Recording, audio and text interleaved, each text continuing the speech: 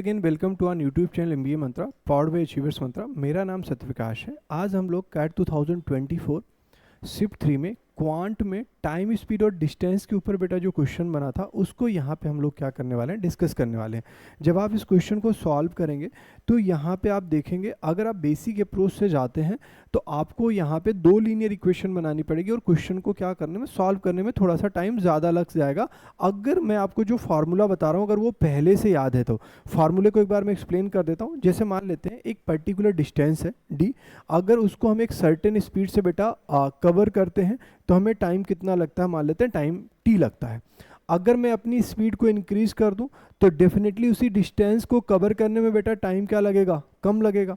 और अगर मैं अपनी स्पीड को डिक्रीज कर दूं तो उसी सर्टेन डिस्टेंस को बेटा कवर करने में टाइम ज़्यादा लगेगा। तो ये क्वेश्चन उसी के ऊपर बेस्ड है। और यहाँ पे जो सबसे बड़ा जो प्रॉब्लम है वो है क्या बेटा, कि आपकी जो इनिशियल स्पीड है, किस स्पीड से आप उस डिस्टेंस को ट्रैवल कर रहे हैं वो नहीं दिया गया है। तो जब भी अगर आपको इस तरह से क्वेश्चन किया जाए तो आपको एक्चुअल में या एक्चुअल टाइम कितना लगेगा उस सर्टेन डिस्टेंस को कवर करने में, उसका एक फार्मूला होता है जो आपकी बेसिक स्पीड है बेटा। अगर आपने स्पीड को इंक्रीज किया है तो S1 प्लस S1 अपॉन यहाँ पे बेटा ये S1 जो स्पीड क्या है, इंक्रीज है। डेफिनेटली वो टाइम का कंपोनेंट जितना आपको यहाँ पे क्या लगा है बेटा, कम लगा है, इक्वल्स टू अगर आपने स्पीड क्या की है बेटा, डिक्रीज की है तो S माइनस वो S2 दूसरी स्पीड के बारे में बात कर रहा है, डिवाइडेड बाई बेटा S2 और ये जो टाइम का कंपोनेंट है वो क्या है बेटा T2 जो आपको टाइम क्या लगा है, ज़्यादा लगा है। तो एक तरह से ये दो रेशियो या दो इक्वेशन आ गए। आप डायरेक्ट यहाँ पे वैल्यू को पुट करके क्या कर सकते हैं, सॉल्व कर सकते हैं। चलिए क्वेश्चन को सॉल्व करते हैं। क्या कह रहा है क्वेश्चन, ये कह रहा है कि बेटा इन्होंने आपकी स्पीड S है, आपने कितना किया बेटा, had the speed been increase 6 kilometre per hour more, मतलब S प्लस 6 डिवाइडेड बाई 6 और बेटा जो टाइम का कंपोनेंट है आपको कितना लग रहा है बेटा, 4 आवर्स कम लग रहा है, इज इक्वल टू आपके पास क्या है बेटा, had the speed been 6 kilometre per hour less, मतलब क्या हुआ S माइनस 6 डिवाइडेड बाई कितना हुआ बेटा 6 और यहाँ पे अभी टाइम आपको कितना लग रहा है बेटा, ज़्यादा 6 लग रहा है।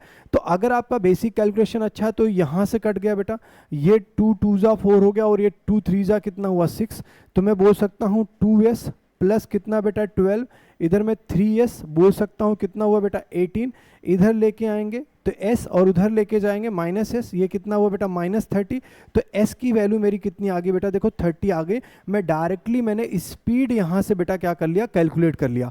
अब मैं क्या करूँगा, अब मैं यहाँ पे जाऊँगा, मैं यहाँ से अभी मुझे क्या चाहिए, मुझे पूछा क्या, the distance kilometre in travel in the time, travel by the train. तो बेटा स्पीड अगर 30 किलोमीटर पर आ रहा है तो मुझे टाइम का रिक्वायरमेंट होगा। टाइम आप बेटा एक्चुअल टाइम मैंने आपसे बोला है कि निकाल सकते हैं। देखो कैसे निकालेंगे, आपके पास भाई अभी ये वाली यहाँ पे वैल्यू मिल गई थी, कितना हुआ बेटा 30, आपने स्पीड कितनी इंक्रीज की थी बेटा 6, डिवाइडेड बाई यहाँ पे कितना है 6 है, मल्टीप्लाइड बाई कितना हो गया बेटा आपका जो टाइम यहाँ पे क्या हुआ था बेटा, सॉरी ये कितना आ गया बेटा 4 आ गया। तो मेरा आंसर कितना हुआ 36 अपॉन 6, तो ये 6 6 हो गया, इट इज नथिंग बट बेटा 4 का मल्टीप्लिकेशन। तो मेरा जो टाइम आ गया वो कितना आ गया बेटा 24 आ गया। नाउ आई कैन कैलकुलेट कि हमारी जो डिस्टेंस होगी वो कितनी होगी बेटा, स्पीड इनटू टाइम होगी। अगर आपको फार्मूला मेथड ये पता था तो आप इस क्वेश्चन को बेटा बहुत जल्दी से कर लेते और आंसर आपका कितना यहाँ पे आ जाता बेटा 720। ये आपका क्या हो गया, फाइनल आंसर हो गया। इसको मैं डायरेक्ट फार्मूले से कर सकता था। अगर ये क्वेश्चन कहीं भी किसी भी तरीके से बेटा ये आ रहा है तो आप इस फार्मूले लगाओगे, आपको आंसर बेटा क्या हो जाएगा, क्लियर मिल जाएगा। अच्छा, अब दूसरा मेथड क्या हो सकता है, दूसरा मेथड क्या है बेटा, आप ये समझिए। जैसे इन्होंने बोला कि जो आपका डिस्टेंस है वो कितना होता है बेटा, स्पीड इनटू टाइम। सबसे पहले आपने क्या किया, पहले भाई आपने स्पीड क्या की बेटा, इंक्रीज की है 6 आवर, जिसकी वजह से बेटा आपको जो एक्चुअल टाइम है वो बेटा उससे आप कितने हुए 4 आवर्स कम लगे। क्या ये चीज़ आपको समझ में आई? दूसरा फिर आपने क्या किया है, आपने स्पीड को क्या किया भाई, डिक्रीज किया है। तो अब आपको जो टाइम लगा है बेटा वो एक्चुअल टाइम से बेटा 6 आवर्स ज़्यादा लगा है। एक बार मैं डेटा को पीछे चेक कर लूँ, क्या ये भाई वैल्यू सही है, हाँ एकदम सही है। तो अब आपके पास बेटा ये हमारा नॉर्मल स्पीड और नॉर्मल टाइम, ये बेटा इंक्रीज की वजह से और ये डिक्रीज की वजह से। तो मैं इन दोनों को एक बार और इन दोनों को एक बार जब सॉल्व करूंगा तो यहाँ पे देखो क्या आएगा। देखो आपका थोड़ा सा यार कैलकुलेशन अच्छा होना चाहिए। तो फिर यहाँ पे क्या हुआ, एस टी हुआ, -4s हुआ, +60 हुआ, और माइनस कितना हुआ, 24 हुआ। एस टी से एस टी कैंसिल हो गया। अगर मैं इस चीज़ को इधर लेके आऊँ तो ये जो हमारी इक्वेशन बनी वो क्या बनी, -4s + 60। ये मेरी एक इक्वेशन बन गई किसको सॉल्व करने से, जब मैं इस और इस पैटर्न को सॉल्व किया। अब इस और इसको सॉल्व करते हैं तो क्या होगा बेटा, यहीं पे लिख लेते हैं एस टी।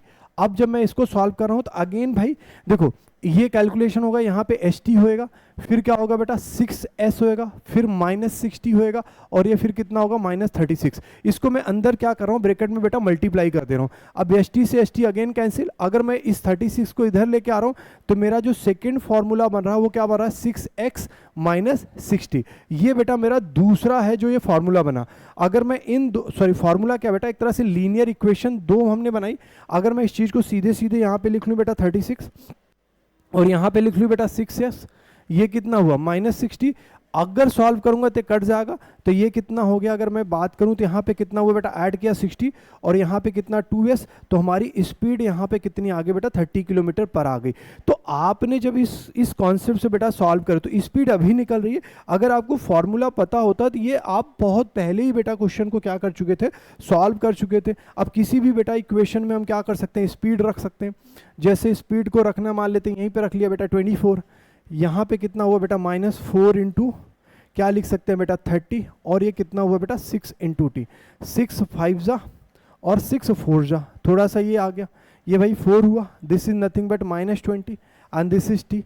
तो टी की वैल्यू हमारी कितनी आ गई भाई, 24 आ गई। और जब आप इन दोनों को मल्टीप्लाई करोगे तो आपका डिस्टेंस कितना आ जाएगा भाई, 720 आ जाएगा, जो कि ऑलरेडी हम लोग क्या कर चुके हैं बेटा, डिस्कस कर चुके हैं।